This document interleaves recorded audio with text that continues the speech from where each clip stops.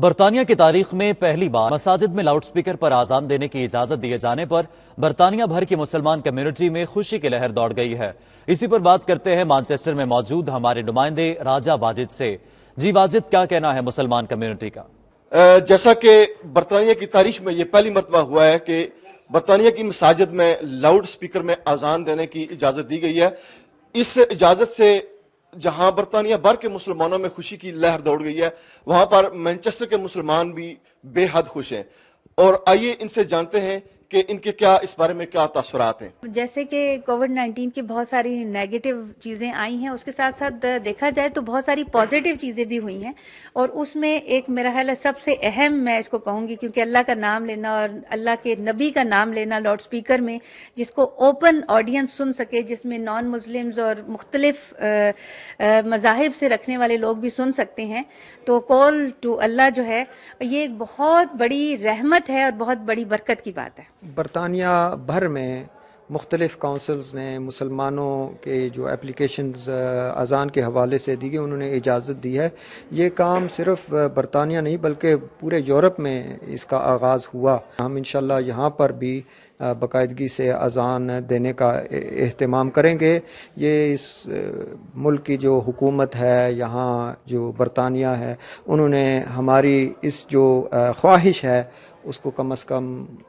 اس کا پاسدار کیا اور مسلمانوں کو اذان کی اجازت دی۔ ہم ان کا بھی تہہ دل سے شکر گزار ہیں۔ جیسے آپ نے دیکھا کہ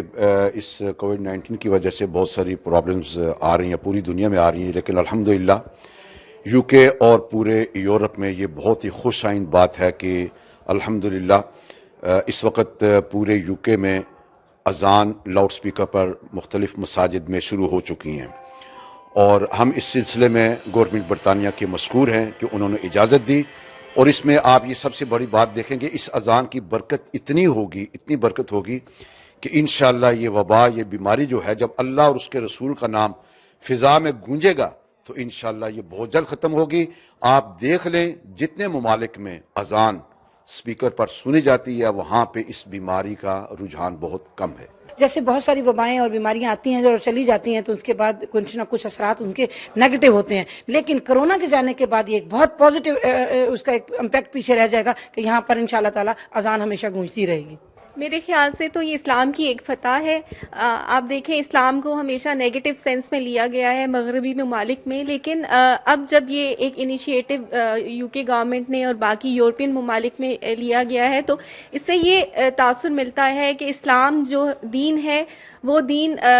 جو ہے وہ سکون کا دین ہے، وہ ایمان کا دین ہے اور آزادی کا دین ہے، اور یہ اس سے بہت اچھا امیج پورٹری ہو رہا ہے اسلام کا۔ That during this COVID-19 pandemic, those things which we are normally not blessed with, such as the adhan in public and having it on the loudspeaker, during this particular time, in all of this difficulty, and whilst we are locked down and there is a shutdown everywhere, the adhan has gone public. So whilst everything else is being restricted, isolated, and everyone has been turned into their homes, the adhan is being put out there in the public. And this is one of those signs of the glory of Allah subhanahu wa ta'ala, and we pray that this gives us blessings to remove this virus, and also blessings for the Muslims in this country for future years to come.